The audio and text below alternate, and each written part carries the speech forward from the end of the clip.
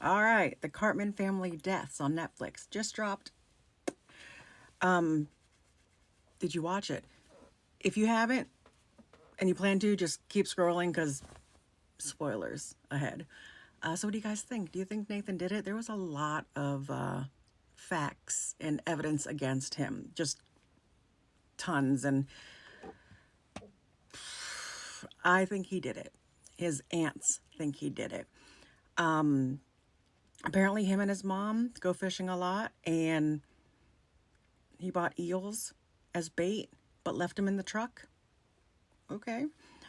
He did repairs on the boat that were faulty the day of the incident. Okay. He saw the water come into the boat, but didn't tell his mother because he didn't want her to panic. Didn't send out a distress signal because he didn't think he would make it to shore. When asked if maybe another boat in the area could have heard it, he didn't think about that, I guess, or didn't think there would be any boats. Didn't hear or see his mom when the boat was sinking. The boat's not that big. Come on.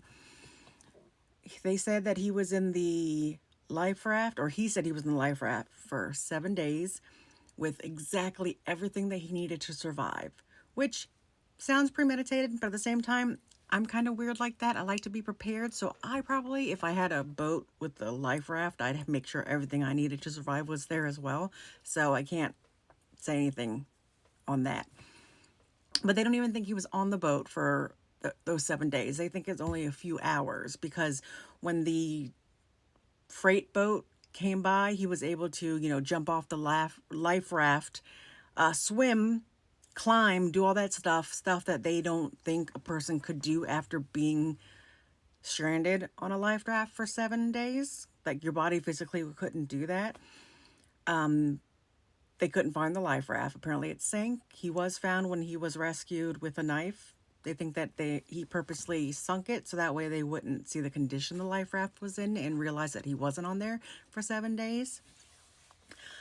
They also sprinkle into it, because it is the Carmen family deaths, about his grandfather. And I guess his grandfather had buku money and like took care of everybody. They thought he may have been involved with the mob, but grandfather ends up getting executed in bed with a shot in the head, right? But they think that Nathan may have been the one that did that because he was the last person to see his grandfather alive. The night his grandfather died, he was supposed to be meeting his mother for dinner at her place, but he took a wrong turn getting there. I'm sure he's been there a million times, but on that particular night, he got lost. It makes no sense. Pop it in here because he did say that his grandfather was shot, but that information hadn't been released, so they don't know how he knew that unless he was the one that did it or was there. And then he later said that he didn't know how his grandfather was killed. And then the fact that just shortly before his grandfather was killed, he sent like an email to his grandfather's life insurance company asking a bunch of specific questions like who has to die first in order for him to get his inheritance. Seems very suspect. I know his mother wanted him to get help, but his grandfather didn't feel like he needed it.